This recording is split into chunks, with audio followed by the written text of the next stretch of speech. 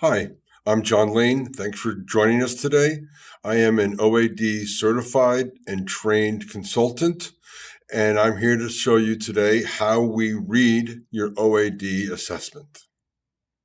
First, let me tell you how I use OAD in my consulting practice. Here's how I sum it up. I help leaders in their teams to identify and optimize their personality traits in order to improve communication, reduce conflict, and accelerate success. All that from a 5-minute assessment. Crazy, right? Okay, so let's get started. You'll see me down here and all over these slides as we go forward.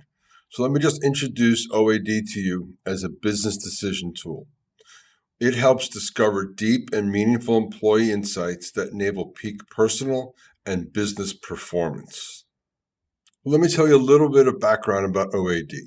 First of all, it's highly accurate, even though it only takes 5 minutes to take. It's also built to the standards of all of these fine organizations. And finally, it's self-made. There's no forced errors. You simply pick the adjectives that you believe represent yourself.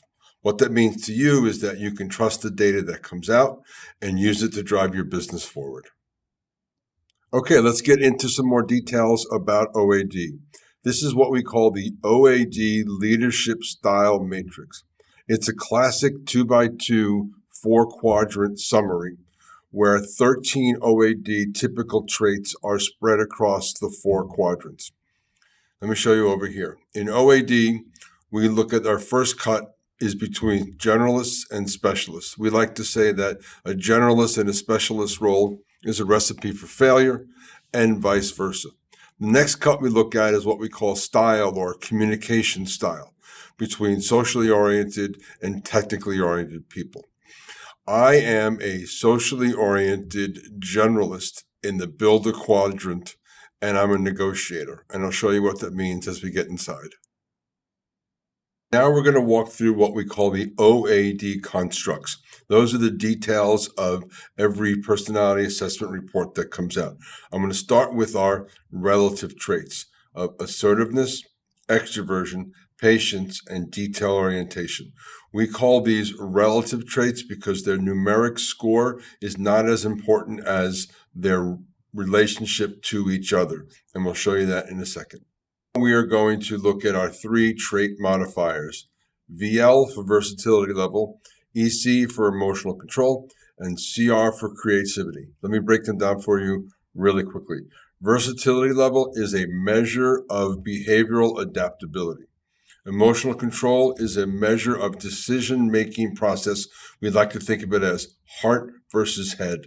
And CR is creativity, which is a measurement of how much conventional thinking a person puts into the decision-making process. Let's start learning how to read an actual OAD results report.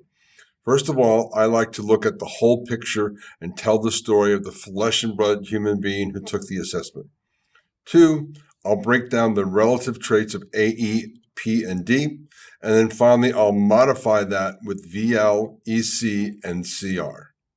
And now we're going to talk about Julie McCoy. You may recognize this picture of her. She's a fictional character. She was the cruise director on the TV series The Love Boat.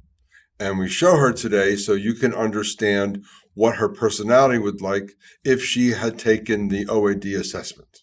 You ready to see more? Great. So every OAD assessment result comes out and is presented in a box like this. Let me walk you through it. Julie is in the facilitator quadrant, and her trait is a coordinator. So you'll remember from the previous slide, that is the lower right. She is a socially oriented specialist. What do we know about Julie? Well, let's look at her dominant trait, E for extroversion. She's very warm, she's open, she's trusting, she's fun to be around. Everyone will like Julie.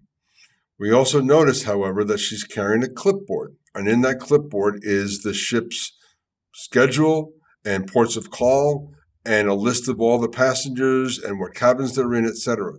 She is very structured and compliant. You might call her ship shape. Then we look at her A for assertiveness. She's not particularly assertive. You might shake her hand and look her in the eye, and maybe she looks away. And then we look at P for patience. Patience gives us two views. One is how much urgency do they operate with? And two, how comfortable are they with change? Julie's P means that she has a level of urgency, and she also is comfortable with change. And that makes sense given that every week there is a new crew on the Love Boat. Let's look at her VL. She's at 31, average is 30, so she can adapt her behavior as an average person would. I'll show you that inside. We look at her EC on this 1 to 10 scale. She's a 5. She's a blend or a mix of heart and head. And creativity, she's a 7. So she will look to conventional thinking to come up with a solution, but she won't spend all day. She'll make her own solution if she needs it. Let me put this all together for you now. Here is our OAD Leadership Style Matrix, and let's talk about how each of us would drop into one of these quadrants. The first thing we do is look at the A and D relative traits. If A is greater than D, you are a generalist. If D is greater than A, you are a specialist. You'll remember from Julie's chart that her D is greater than her A, which makes her a specialist.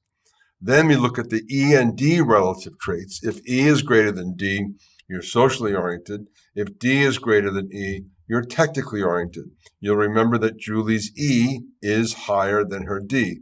Therefore, she is a socially oriented specialist, and she is in the facilitator quadrant, and she is what's called a coordinator. We do look at A and P in their relative traits. They don't show up on the 2x2 in the leadership matrix. However, if P is to the left of A, like Julie's, this person has more urgency and is more comfortable with change. And if P is to the right of A, that person is more systems and process oriented and is less comfortable with change. In our last slide, we're going to show you a little bit more about what we call the perceived job behaviors. This is what comes out after you've taken the assessment for the second time. The first time you go through, you think about yourself. The second time you go through, you think about the job that you're in. So in Julie's case, we can see that her VL moved from a 31 to a 33, which is not significant. And then we look at the shape of her chart, and you'll see something interesting here in that I told you earlier that she can adapt her personality a bit. So her A, which was subordinate here, becomes a little bit dominant. And her D, which was dominant, moves to the median. So what this tells us is that Julie is somebody who feels she needs to be a little bit more assertive and a little bit less structured in her work environment. Everything else remains about the same. And that's it. That is our summary of how to read an OAD assessment report. I look forward to reviewing yours with you in person. Thank you. Reach me on email, my website, or my LinkedIn profile. Thank you.